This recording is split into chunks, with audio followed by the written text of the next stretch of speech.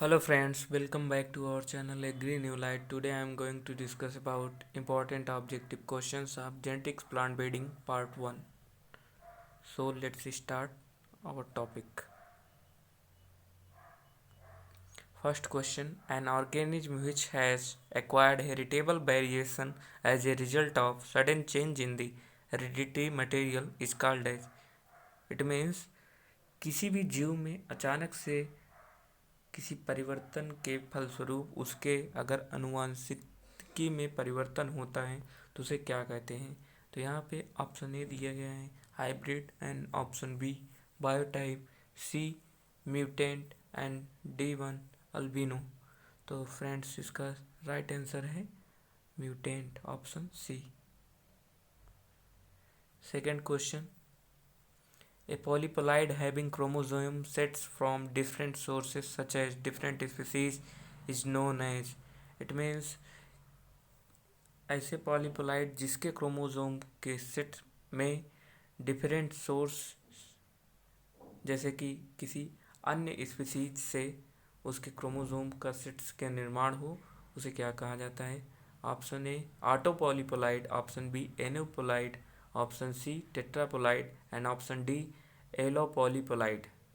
तो फ्रेंड्स इसका right answer है एलोपॉलीप्लॉइड, ऑप्शन डी।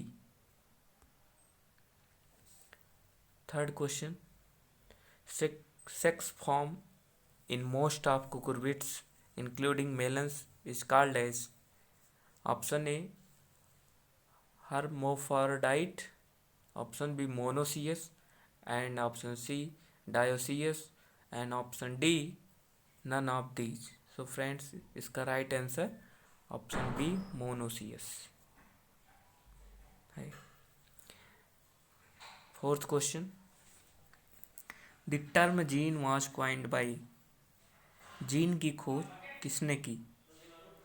तो फ्रेंड्स इसमें ऑप्शन है option A Mendel, option B Bateson and option C Shull and option D Johannsen. So friends इसका right answer option D, Johannsen ने gene की खोज की। फर्स्ट ऑप्शन मेंडल, मेंडल को father of genetics कहा जाता है, father of genetics.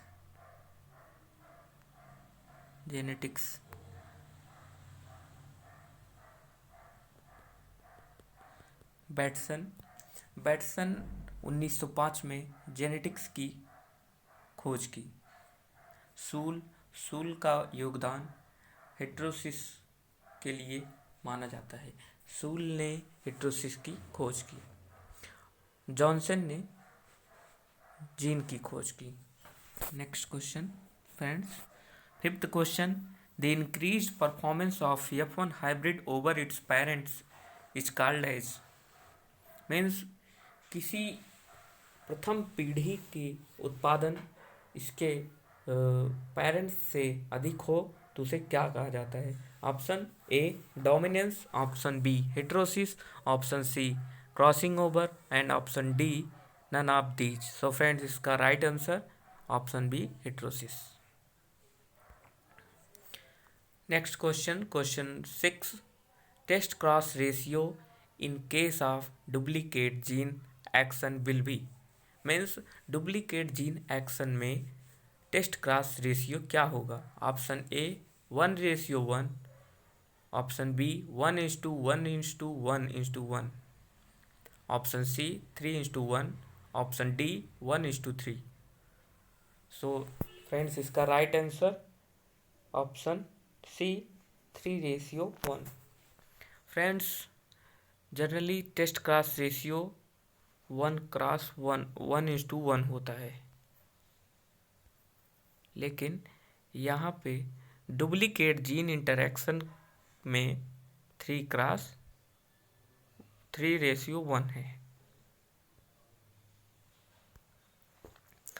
Next question: multiple effect of a single gene is called as.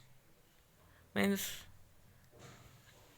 कई सारे प्रभाव एक ही जीन के द्वारा जब कंट्रोल या प्रदर्शित होता है तो उसे क्या कहा जाता है।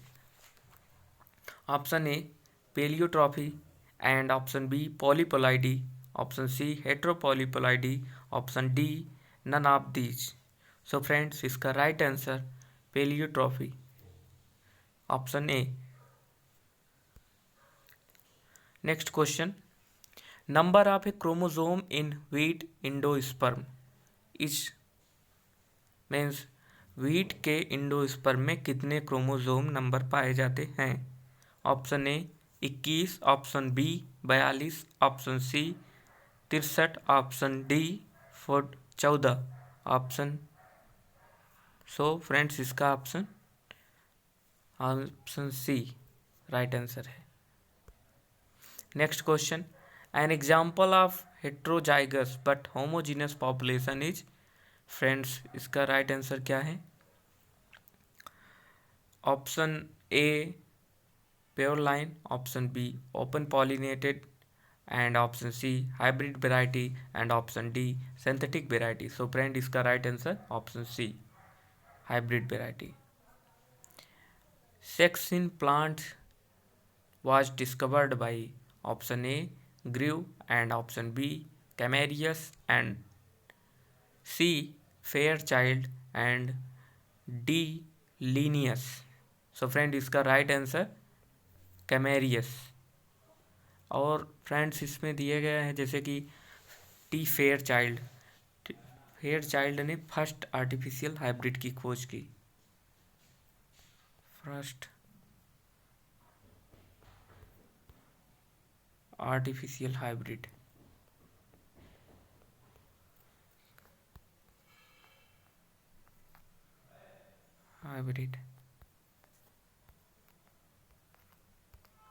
की खोज की।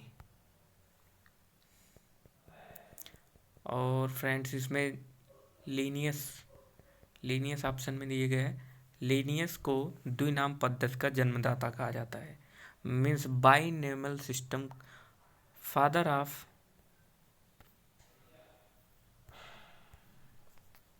Binomial system.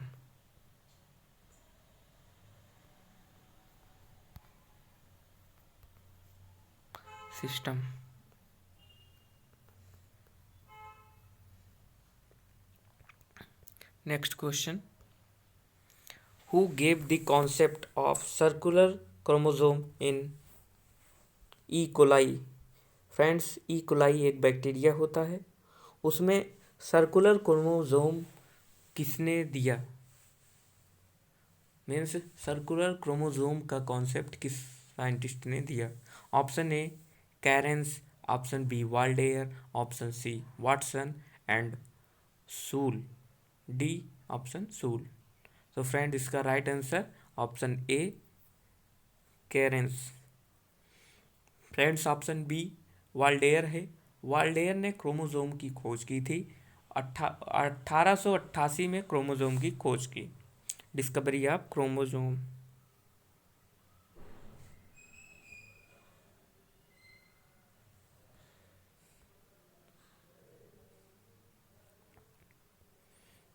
क्रोमोसोम की डिस्कवरी, क्रोमोसोम।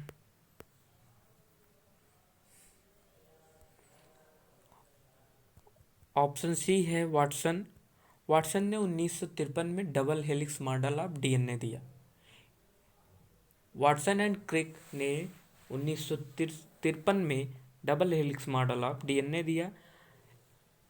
इस मॉडल में इन्होंने बताया कि जैसे कि डीएनए सीढ़ी नुमा संरचना में अरेंज होते हैं, जैसे कि इसमें बेस से बेस के बीच की दूरी 3.4 एंगस्ट्रॉम और बेस पेयर से बेस पेयर की दूरी 34 एंगस्ट्रॉम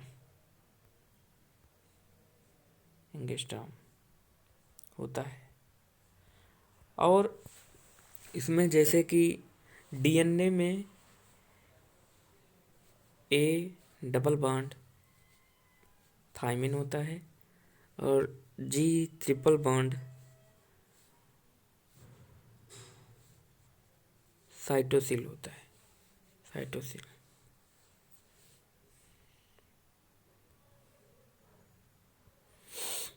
यही चीज आरएनए में एडेनिन के साथ यूरेसिल हो जाता है और ग्वानिन के साथ साइटोसिन रहता है।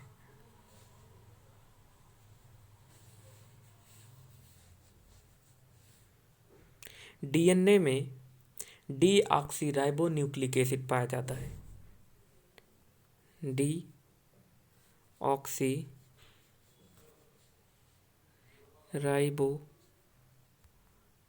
न्यूक्लिक एसिड पाया जाता है।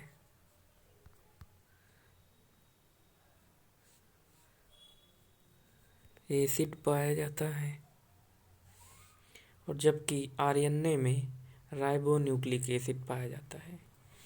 डीएनए का फुल फॉर्म की बात करें तो डीऑक्सीराइबोस न्यूक्लिक एसिड, और आरएनए की बात करें तो राइबो न्यूक्लिक एसिड होता है। सूल ने हाइड्रोसिस की खोज की थी।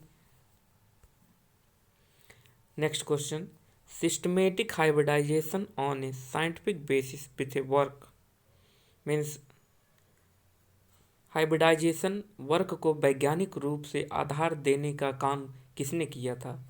Option A Shull, maize, option B Patel, cotton, option C Kolreuter, Nicotiana, option D night fruit. Option right option की बात करें तो option C Kolreuter Nicotiana species में इनका योगदान है। सिस्टमेटिक हाइब्रिडाइजेशन मीन्स वैज्ञानिक रूप से हाइब्रिडाइजेशन का काम इन्होंने निकोटियाना स्पीसीज में किया है। ऑप्शन ए की बात करें तो सूल, जो कि मेज पर वर्क किए हैं। ऑप्शन बी की बात करें तो फादर ऑफ कॉटन हाइब्रिडाइजेशन कह सकते हैं, क्योंकि इन्होंने कॉटन में बहुत ही महत्वपूर्ण हाइब्रिडाइजेशन का काम किया है। सीटी पटेल। ऑप्शन डी है नाइट फ्रूट। जॉन नाइट ने कमर्शियल हाइब्रिडाइजेशन को प्रोड्यूस किया है, जैसे एप्पल एप्रिकॉट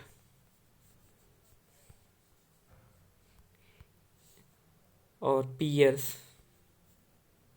मीन्स इन सभी फलों में इन्होंने हाइब्रिडाइजेशन का वर्क किया है जॉन नाइट ने।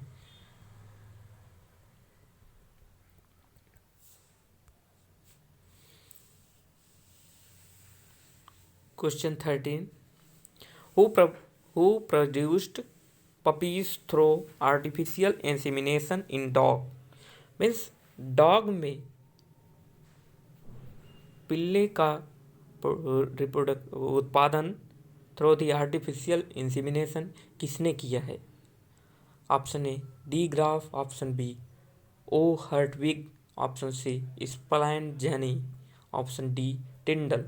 सो फ्रेंड्स, इसका right answer option C Spallanzani. Option D में दिया गया है टिंडल। टिंडल ने टिंडल संघ की खोज की थी, जिसे टिंडल प्रभाव कहा जाता है। Tyndall effect.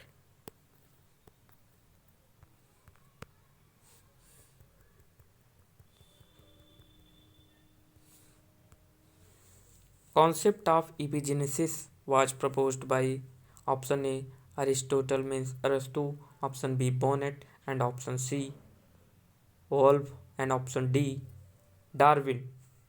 So friend, इसका right answer option C Wolff। Option D है डार्विन। डार्विन ने नेचुरल सिलेक्शन वाद दिया था। नेचुरल सिलेक्शन मीन्स प्राकृतिक चयन।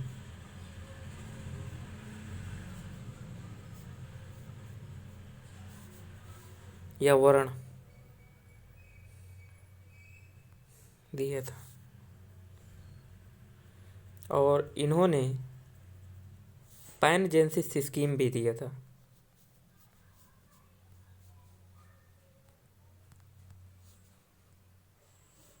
स्कीम भी दिया था।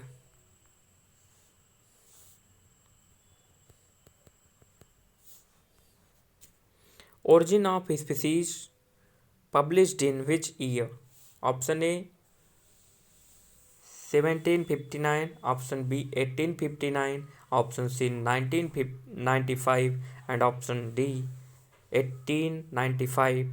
So friends, इसका right answer option B 1859.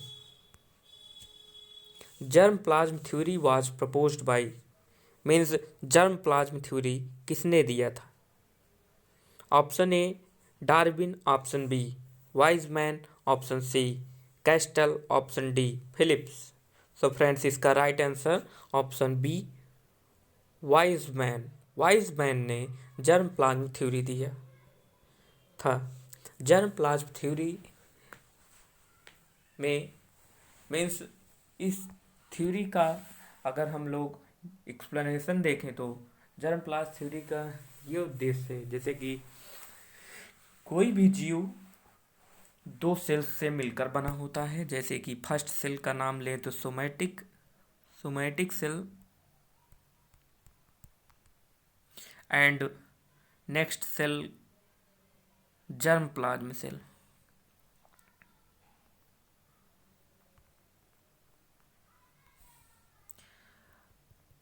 अब इसमें सोमैटिक सेल से ऑर्गन का निर्माण होता है और जर्म सेल जो जर्म प्लाज्म सेल है वे हेरिटेबल नेचर के होते हैं और जो सोमैटिक सेल्स हैं वो नॉन हेरिटेबल नेचर का होता है। इसलिए जो जर्म प्लाज्म सेल्स होते हैं वही हमारा नेक्स्ट पीढ़ी में अपने लक्षण को प्रदर्शित करते हैं और एक पीढ़ी से दूसरे पीढ़ी तक ट्रांसफर होते हैं।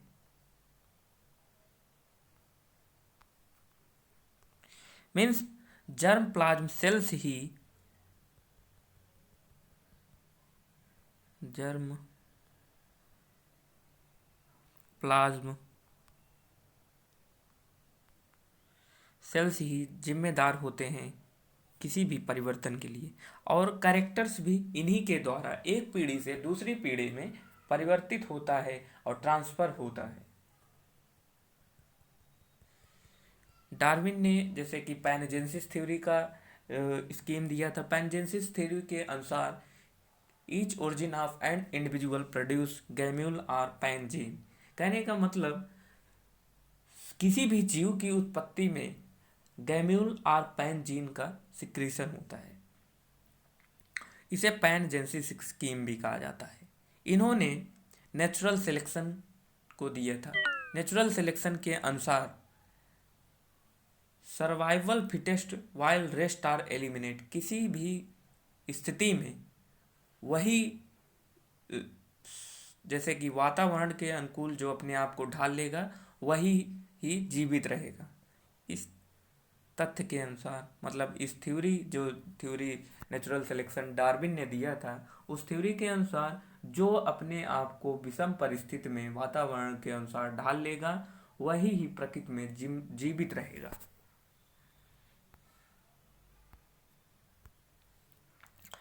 Next question 17 question cell linkage theory proposed by option A बिरकाउ, option B Naegeli and option C Schleiden and Schwann. So friends, इसका राइट आंसर बिरकाउ, option A is the right answer.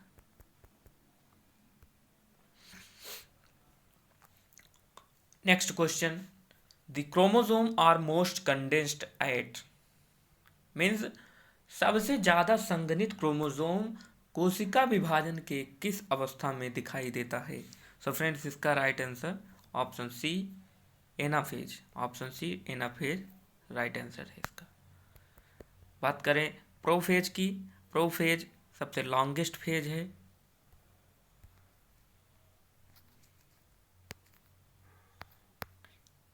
किसका? मियोसिस का।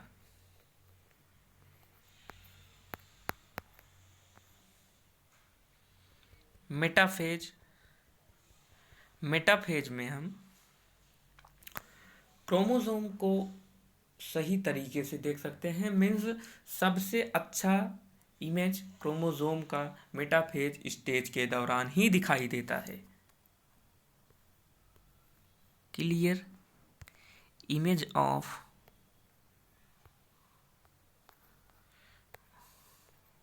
Chromosome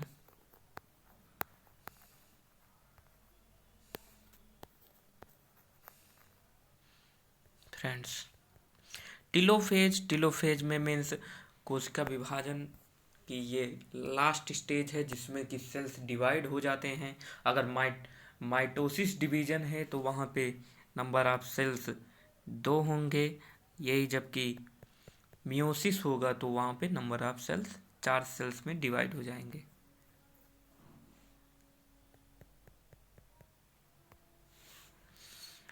question 19, the first artificial hybrid made by option A Mendel, option B Fairchild, option C Kolreuter and option D Bell. So friends इसका right answer Thomas Fairchild. Thomas Fairchild ने सबसे पहले artificial hybrid का निर्माण किया था। इनके द्वारा बनाए गए हाइब्रिड को फेयरचाइल्ड मूल कहा जाता है। फेयर चाइल्ड मूल कहा गया, मूल कहा गया। ऑप्शन ए की बात करें मेंडल को फादर ऑफ जेनेटिक्स कहा जाता है। इन्होंने जेनेटिक्स के क्षेत्र में मीन्स मटर पर रिसर्च किया। जिस मटर पर इन्होंने रिसर्च किया उस मटर का scientific name लेथाइरस sativa, लेथाइरस sativus.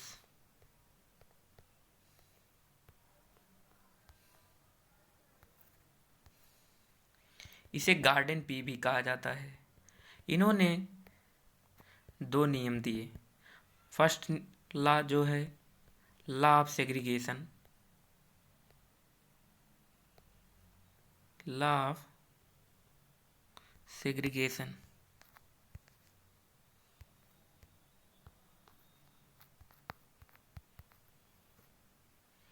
Second जो इन्होंने सेकंड नियम दिया उसे कहते हैं law of independent assortment, law of independent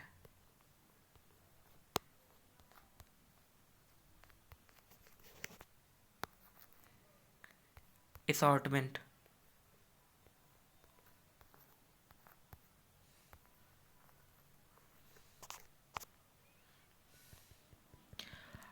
तीसरा नियम इन्हीं के द्वारा दिया गया है, उसे लॉ ऑफ डोमिनेंस भी कहा जाता है।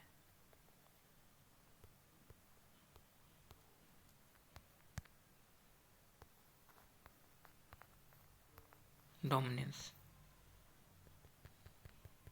सो फ्रेंड्स ये तीनों ही नियम बहुत ही महत्वपूर्ण हैं जो कि ये एग्ज़ाम में पूछे जाते हैं। ये प्रतियोगी परीक्षाओं के लिए भी बहुत ही महत्वपूर्ण है क्योंकि कई बार पूछ लिया जाता है कि लॉ ऑफ सेग्रीगेशन किसने दिया या लॉ ऑफ सेग्रीगेशन क्या है और लॉ ऑफ इंडिपेंडेंट असॉर्टमेंट क्या है और लॉ ऑफ डोमिनेंस क्या है। नेक्स्ट क्वेश्चन और लास्ट क्वेश्चन आपका आज का 20th क्वेश्चन में है DNA synthesis take place in which stage. Means DNA का निर्माण किस अवस्था में होता है। ऑप्शन ए है friends G1 phase, option B है G2 फेज, ऑप्शन सी है यस फेज। सो फ्रेंड्स इसका right answer option C S phase. Friends इसमें दिया गया है G1 फेज। G1 फेज में क्या होता है, G1 फेज में राइबोसोम का निर्माण होता है। मीन्स आरएनए सिंथेसिस होता है, आरएनए सिंथेसिस। और G2 फेज में भी आरएनए सिंथेसिस ही होता है।